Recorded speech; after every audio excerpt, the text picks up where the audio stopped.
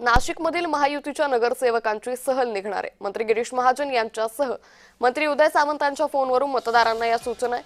महायुतीच्या नेत्यांना मत विभाजनाची धाकधूक आहे। नाशिकच्या निवडणुकीत हॉटेल पॉलिटिक्स रंगणार असं दिसतंय।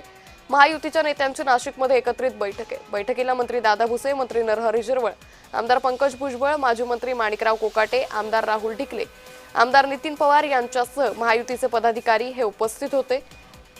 त्यामुळे एकंदरीतच आता नाशिकमध्ये हॉटेल पॉलिटिक्स रंगणार असल्याचं पाहायला मिळतंय। या संदर्भात अधिक माहिती घेऊयात आमचे प्रतिनिधी किरण गोटुरे यांच्याकडून।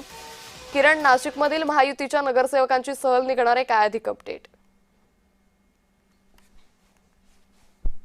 अंकिता, काल रात्री उशिरा या सगळ्या संदर्भात एक बैठक पार पडली आणि या बैठकीमध्ये सगळे महायुतीचे नेते, आमदार, लोकप्रतिनिधी आणि त्याच पद्धतीने मतदार म्हणजे नगरसेवक हे सगळेजण जे आहेत उपस्थित होते। मागच्या काही दिवसांपासून नाशिक विधान परिषदेची ही निवडणूक खरं तर वेगवेगळ्या अंगाने चर्चेला गेलेली आहे।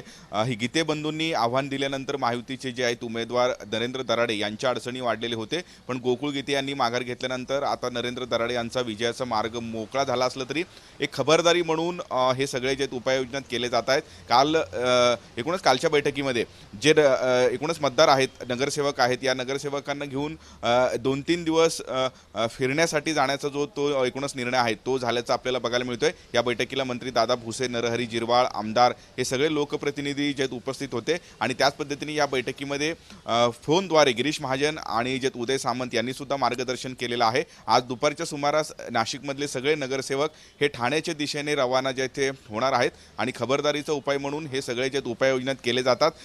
खूप मोठ्या प्रमाणात हे मतदार नाशिकमध्ये जवळपास 690 मतदार आहेत आणि 18 तारखेला मतदानाची प्रक्रिया पार पडणार आहे आणि त्याचीच खबरदारीचा उपाय म्हणून हे सगळे मतदारांना घेऊन आज एकूणच महायुतीचे नेते हे ठाण्याच्या दिशेने जे आहेत रवाना होणार आहेत। निश्चित किरण, या संदर्भातले अपडेट घेत राहू। तुर्तास धन्यवाद आपण दिलेल्या सविस्तर माहितीसाठी।